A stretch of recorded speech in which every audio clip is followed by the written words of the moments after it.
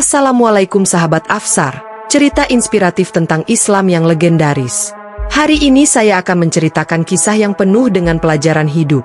Tentang seorang kakek yang diusir anaknya kemudian mempunyai teman setia di hutan yang merupakan harimau bernama Jalu. Namun sebelumnya saya sarankan untuk menuliskan sholawat Nabi Muhammad agar kelak mendapatkan syafaatnya di akhirat. Like dan subscribe channel ini agar tak ketinggalan cerita inspiratif Islam lainnya. Kehidupan kakek Rahman telah berubah sejak kepergian istrinya, Maryam. Istrinya yang selama ini menjadi sandaran hidupnya, telah meninggalkan dunia ini. Setelah beberapa bulan berduka, kakek Rahman merasa kehilangan begitu besar. Namun ada yang lebih menyakitkan lagi. Anak-anaknya, yang selama ini ia besarkan dengan penuh kasih sayang, ternyata telah berubah. Mereka memperebutkan harta warisan milik sang ibu, meskipun sang ibu telah meninggal, dan bahkan lebih parahnya, mereka mengusirnya dari rumah.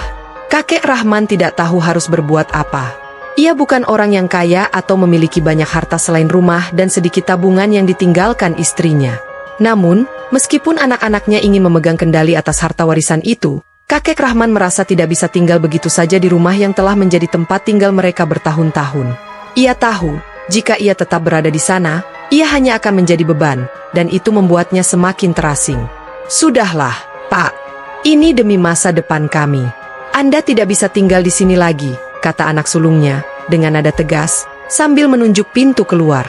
Kakek Rahman yang sudah tua, dengan tubuh lemah, hanya bisa melihat mereka pergi. Hatinya hancur melihat anak-anaknya yang dulunya ia besarkan dengan penuh cinta, sekarang memandangnya dengan mata penuh kebencian. Kakek itu pun akhirnya memutuskan untuk pergi. Ia mengemas barang-barangnya yang tidak banyak dan pergi tanpa kata-kata lagi. Beberapa minggu berlalu, dan kakek Rahman bertahan hidup dengan cara yang sangat sulit. Ia hidup di jalanan, tidur di sudut-sudut kota yang gelap dan kotor. Makanan menjadi hal yang sangat langka baginya. Setiap hari, ia mengais sampah, mencari sisa-sisa makanan untuk mengisi perutnya yang hampir kosong. Hatinya semakin berat, namun ia tetap bertahan hidup. Ia tidak ingin menyerah begitu saja. Suatu hari, setelah beberapa minggu hidup di jalanan, kakek Rahman merasa semakin lemah. Tubuhnya semakin rapuh, dan ia merasa kelaparan setiap saat. Pada suatu pagi yang dingin, ia duduk di trotoar, menatap langit yang kelabu. Ia berpikir sejenak, jika terus begini, ia akan mati kelaparan. Ia memutuskan untuk pergi ke hutan. Mungkin ada buah-buahan yang bisa dimakan, atau setidaknya ada makanan yang bisa ditemukan di sana. Kakek Rahman berjalan melewati jalanan yang sepi menuju pinggiran kota, di mana hutan lebat itu berada. Perjalanan itu berat, karena tubuhnya yang semakin renta, namun ia tidak peduli. Harapannya satu-satunya adalah menemukan makanan yang bisa mengisi perutnya yang kosong. Hutan yang gelap dan sunyi terasa menakutkan, namun kakek Rahman tetap melangkah masuk. Setiap langkahnya membuat tubuhnya semakin lemah, namun ia tidak ingin menyerah begitu saja. Di hutan, ia berharap bisa menemukan sesuatu yang bisa dimakan, mungkin buah-buahan yang bergelantungan di pohon atau akar yang bisa dimakan. Tiba-tiba, suara auman yang keras mengagetkan kakek Rahman. Jantungnya berdebar kencang, dan keringat dingin mulai mengalir di dahinya. Ia berhenti sejenak, mencoba menenangkan diri. Apa itu? Pikirnya, seiring dengan langkahnya yang semakin hati-hati. Ketakutannya mulai merayapi tubuhnya, tetapi rasa lapar yang mendera lebih kuat. Ia terus melangkah ke arah suara tersebut. Setelah beberapa menit berjalan, kakek Rahman akhirnya menemukan sumber suara auman itu. Di antara semak-semak, ia melihat seekor harimau muda yang terjerat perangkap pemburu. Harimau itu meronta-ronta, berusaha melepaskan diri, namun lukanya semakin parah. Kakek Rahman merasa ketakutan, tetapi rasa kasihan lebih besar. Meskipun tak tahu harus berbuat apa, ia mendekati harimau itu. Dengan hati-hati, ia mencoba untuk membebaskan kaki harimau yang terjerat. Tangan kakek Rahman gemetar, namun ia terus berusaha. Setelah beberapa saat yang terasa sangat panjang, kakek akhirnya berhasil melepaskan jeratan itu. Harimau muda itu tampak kelelahan dan penuh luka, tetapi ia tidak langsung menyerang kakek. Sebaliknya, harimau itu menjilati tangan kakek dengan lembut, seolah berterima kasih atas pertolongan yang diberikan. Kakek Rahman merasa heran, tetapi ia tahu bahwa ini adalah tanda terima kasih dari makhluk yang baru saja ia selamatkan. Jangan khawatir, bisik kakek Rahman, sambil mengelus kepala harimau itu. Aku akan membantumu. Hari demi hari, kakek Rahman dan harimau muda itu menjadi sahabat. Harimau yang ia beri nama Jalu, membawa hasil buruan untuk kakek, sementara kakek Rahman merawat luka-luka Jalu dengan hati-hati. Mereka hidup berdampingan, saling menjaga di tengah hutan yang luas.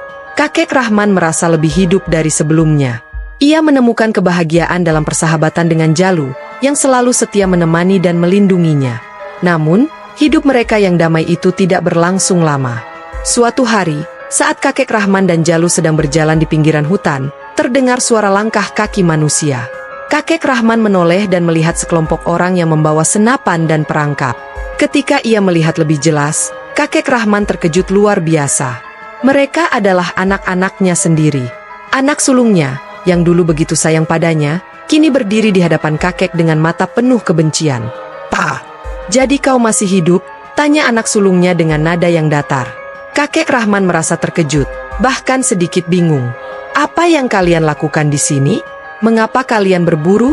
tanyanya dengan suara gemetar. Anak sulungnya hanya tertawa sinis.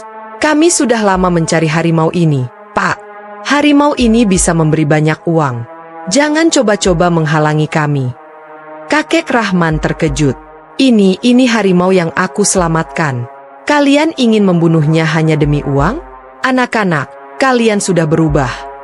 Namun, anak-anak kakek Rahman tidak peduli. Mereka segera menyiapkan senapan dan perangkap untuk menangkap Jalu. Kakek Rahman, dengan sekuat tenaga, mencoba untuk melindungi sahabatnya. Ia berdiri di depan Jalu, menghalangi anak-anaknya. "Jangan sentuh Jalu. Dia sahabatku," teriak kakek Rahman, sambil berusaha menghalangi mereka. Namun, anak-anaknya tidak mau mendengarkan. Mereka menganggap kakek Rahman sudah tua dan lemah, jadi mereka memutuskan untuk melanjutkan rencana mereka. Tanpa perasaan kasihan, mereka mulai mendekati Jalu. Melihat ini, Jalu yang terluka segera melompat dan menyerang para pemburu dengan penuh kemarahan. Pertempuran sengit pun terjadi. Kakek Rahman berusaha mencegah Jalu terluka lebih parah, namun serangan para pemburu terlalu kuat. Kakek Rahman terjatuh setelah salah satu anaknya menembaknya dengan senapan. Jalu melanjutkan serangannya dengan semangat, namun akhirnya ia juga terluka parah oleh peluru yang mengenai tubuhnya. Dengan kekuatan terakhir, Jalu menerkam salah satu dari pemburu, tetapi tubuhnya semakin lemah. Akhirnya, Jalu jatuh ke tanah, tergeletak dengan luka-luka yang sangat parah. Di sisi Jalu yang sekarat, kakek Rahman yang juga terluka mencoba untuk merangkak mendekat. "Maafkan aku, Jalu. Aku tidak bisa melindungimu lebih lama," bisik kakek Rahman dengan suara yang hampir tak terdengar. Jalu, dengan sisa-sisa kekuatannya, menjilati tangan kakek untuk terakhir kalinya. Kemudian, dengan satu raungan terakhir, Jalu menghembuskan napasnya. Kakek Rahman merasakan kehangatan tubuh Jalu, dan dengan tenang, ia menutup matanya. "Terima kasih, Jalu. Aku pergi dengan tenang karena telah memiliki sahabat sepertimu." Pada akhirnya, anak-anak kakek Rahman yang melihat kematian Jalu dan sang ayah merasa terkejut dan ketakutan. Mereka tidak menyangka bahwa mereka akan kehilangan orang tua mereka dan sahabat mereka dengan cara yang begitu tragis. Namun, penyesalan datang terlambat. Mereka pun ditangkap oleh pihak berwajib karena perburuan ilegal mereka, yang sudah lama menjadi buronan.